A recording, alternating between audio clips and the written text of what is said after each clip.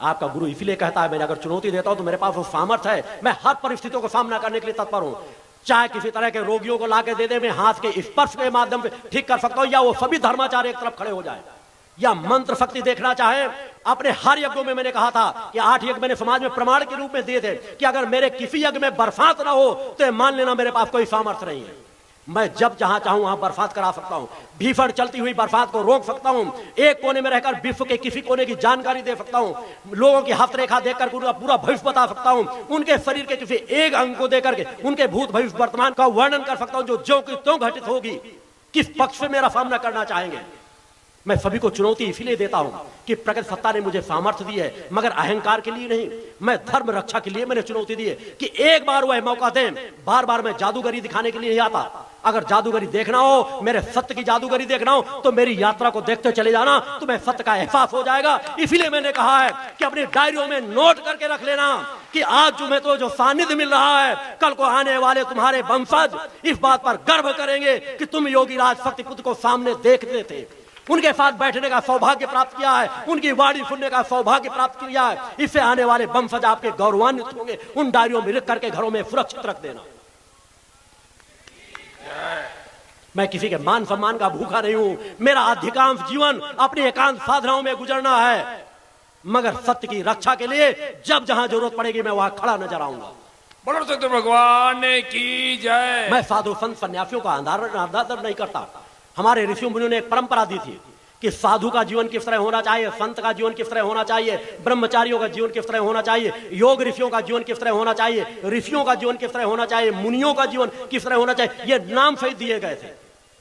आज भी कई संप्रदायों में चीजें लागू होती। जैन समुदाय में आप लोग देखते हो कौन मुनि बनेगा, कौन क्या बनेगा, एक परंपरागत धीरे धीरे। मगर यहाँ बड़ा सा बड़ा बेईमान आपके पास 10-20 लाख खर्च करने के लिए संतों के समूह के बीच हो, चाहे आप शंकराचार्य की उपाधि ले लो, चाहे जिस चीज की उपाधि ले लो, सब उपाधियां बांटी जा रही हैं। अंदर से शून्य होंगे, अपने शून्य को भी जानने की क्षमता नहीं है। मगर ब्रह्म ऋषि, योग ऋषि, धर्म सम्राट, नाना प्रकार के संबोधन।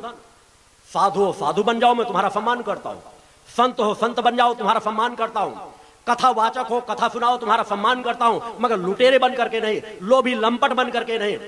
खुद उस कथा का सम्मान करो, कथा सुनाओ, मगर इस लालच से नहीं कि हम दान दक्षिणा लेने के भाव से आए हैं, कि तुम्हारी निगाहें क्यों लखपति करोड़पति लोगों में हो, उनकी जेबों में हो, कि वो दान दक्षिणा दे दे, उनके लिए हम गुलाम बन जाएं। राजनेताओं का चरण स्थान धर्म के चरणों पे होता है। उन्हें अपने सिंहासनों, अपने मंचों के सामने बैठाल करके तुम आप धर्म का अनादर कर रहे हो। मैं टोकता इसलिए हूं, हमारी राजसत्ताओं से जब से इस चीज का अनादर हुआ तभी से समाज का पतन होता चला गया। राजाओं को आवश्यकता होती थी, वो गुरु चरणों में उपस्थित होते थे, मगर आज धर्मगुरु राजनेताओं के एक बुलाव में उनके चौखट में पहुंच जाते हैं। किसी के अंदर सामर्थ्य आई, वो मंत्री मिनिस्टरों की चाटुकारिता में पूरा जीवन गुजारने लग जाते हैं। धर्म सभा चल रही है, कोई एक मुख्यमंत्री आ गया, उस मुख्यमंत्री अब अध्यक्षता इस सभा की मुख्यमंत्री महोदय करेंगे।